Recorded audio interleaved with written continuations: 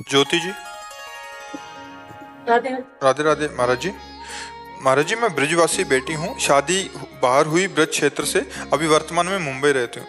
प्रभु, मेरे मन में बहुत उथल पुथल रहती है, अंदर प्रभु पर विश्वास है परंतु मन में विचारों का जैसे चैनल सा चेंज होता रहता और है। सबके चल रहा है, आप पता लगा लो, सबके चल रहा है, किसी एक के थोड़ी चल रहा है। हाँ, उसको रोक पाया कोई तो भजन बल से रोक पाया।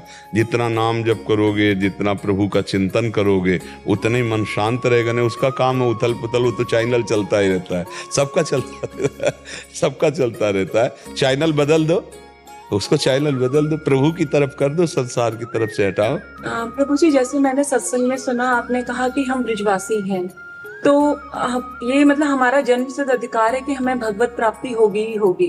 वो देखो, एक चीज ध्यान रखनी है, जन भगवत प्राप्ति चिंतन से होती है। ये हम आपको प्रोत्साहन दे रहे हैं। नहीं, जन्म सिद्ध सबका अधिकार है भगवान की प्राप्ति का, है ना। साधन धाम मोक्ष कर द्वारा, पाई न जे परलोक संभारा, सो परत दुख पावई, सिर धुनि धुनि पछताए, काले कर्मे ईश्वरे मिथ्या दोष लगाए। अब जैसे आप जिस संबंध से हैं, आपको संबंध की याद ही नहीं है। श्री कृष्ण आपके कौन है आपको पता ही नहीं। आप चिंतने नहीं, एक कह रहा हूं, एक कारण, आप चिंतने नहीं करती प्रभु का, तो आपको फिर भगवत प्राप्ति कैसे हो जाएगी। और ब्रजवासी के अंदर एक ठसक रहती है, मेरो कान्हा, मेरा कन्हैया, मेरा लाला, मेरा मित्र, मेरा पुत्र, मेरा पति, मेरा यार, जो भाव कर पावे। और इतनी जोर की ठसक होती है, बाबा तू भजन कर, मेरो तो कन्हैया है, मेरो तो सब नंदगांव के जैसे आते हैं ना, उनकी जब बातें सुनो, ए बाबा राधे राधे तो तेरे रटवे के भाग्य में है, मेरे तुम्हें बोल ब्रसभाल के जवाई की जय, ऐसे वो गरजते। ये उनके अंदर जो ठसक बैठी है, मेरो लाला, मेरो यार, मेरो दोस्त, मेरा कान्हा, यही भगवत प्राप्ति कराता है। ये ठसक कभी नहीं भूलना चाहिए। आपके अंदर एक ठसक बनी रहनी चाहिए कि पूर्व संस्कार के बस हमको पति बाहर मिला, हम बाहर व्यवहार में, लेकिन मैं हूं तो प्रभु की। पूर्व संस्कार नहीं प्रभु जी, मुझे महिमा ही नहीं पता थी, मैं यहाँ शादी ही नहीं करना चाहती। अब हाँ, अब क्या है, मूल प्रसंग पर अपने को केवल रहना है। व्यवहार में उतर जाएंगे तो फिर बहुत विस्तार है व्यवहार का। मूल प्रसंग है कि मुझे भगवत प्राप्ति होगी कि नहीं, ब्रजवासी होने के नाते। तो आप श्री कृष्ण का चिंतन करती रहिए और ये ठसक रखिए कि मैं प्रभु की हूँ, पक्का होगी, उसमें कोई संशय नहीं। तो इसीलिए हम जैसे अपने वृंदावन में जो भी जुड़ते हैं आके, तो उनको एक बात जरूर सिखाते हैं कि अगर निरंतर भजन नहीं हो रहा तो ठसक रखियो, हमारे माई श्यामा जू को राज। हम ये जरूर कहें, तो बच्चा बच्चा है, हमारे माई श्यामा जू को राज, क्योंकि हम श्री जी के हैं। हम ये ठसक हमको भगवत प्राप्ति कराएगी कि हमसे काहू के बल भजन को, काहू के आचार, व्यास भरोसे कुंवर के सोवत पांव पसार, मेरी लाडली जू, मेरे लाल जू, इसी से भगवत प्राप्ति। आकाश जी। राधे राधे। राधे राधे प्रभु जी। प्रभु जी, बहुत समय से एक प्रश्न विचलित करता है कि यदि हम इस जीवन मरण के अनंत भंवर से निकलकर ब्रह्मांड नायक जो कि खुद भी अनंत है उनमें विलीन हो जाते हैं, तब भी हम अनंत ही रहेंगे। ये अनंत का अलौकिक रहस्य क्या है? नहीं, अनंत नहीं रहेंगे।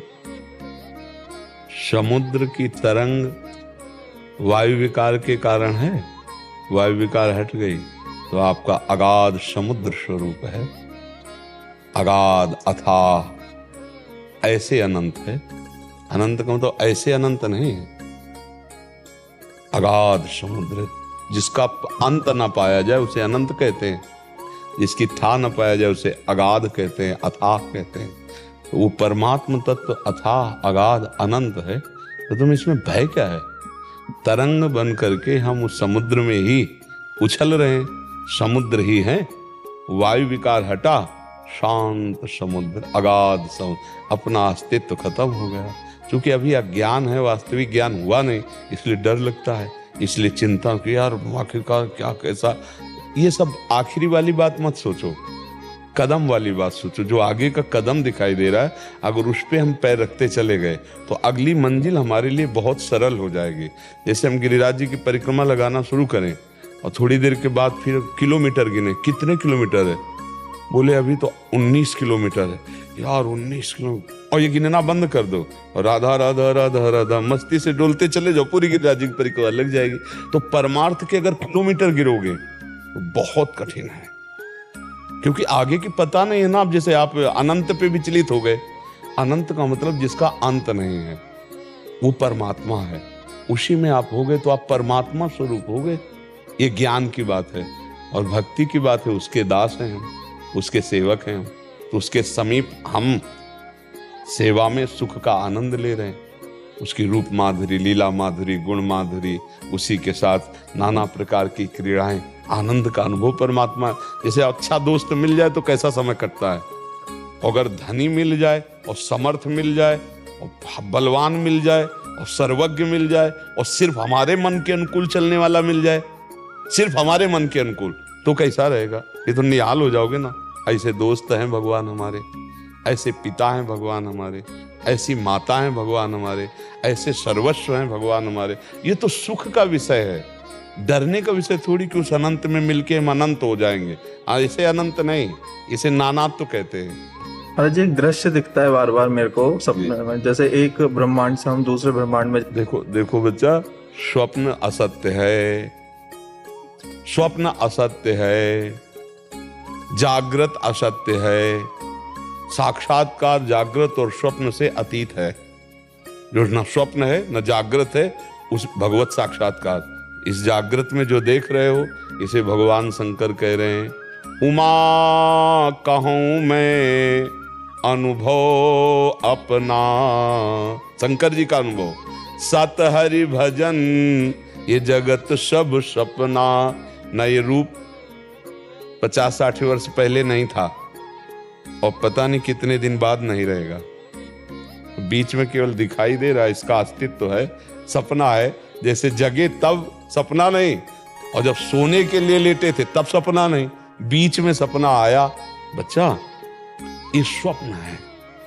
जागृत अवस्था और स्वप्न अवस्था से अतीत तुरी अवस्था, भगवद आनंद की स्थिति में जब जाओगे, फिर जो दिखाई दे तो हमसे बताना आके, तो बताने लायक नहीं रहोगे, क्योंकि वो अनिर्वचनीय आनंद होता है। अभी जागृत में कोई झांकी आ गई जरा सी, स्वप्न में कुछ ऐसे कोई महत्व नहीं।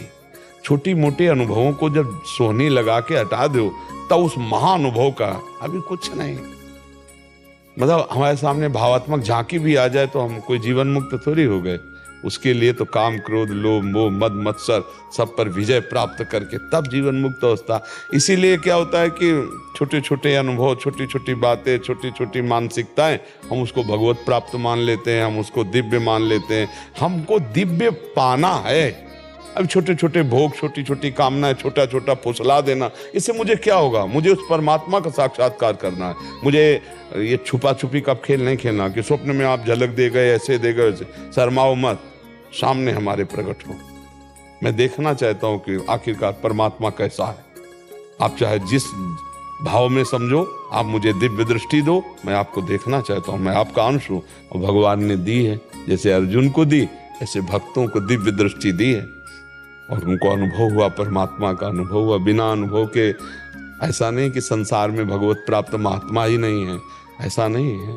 भगवान को आप प्राप्त करने का ये जो अवसर मिला मानव दे, ये छोटी मोटी बातों में मत, सही ढंग से चलोगे तो वास्तविक भगवत साक्षात्कार हो जाएगा, जिसके प्राप्त होने के बाद कुछ प्राप्त करना बाकी नहीं रहता।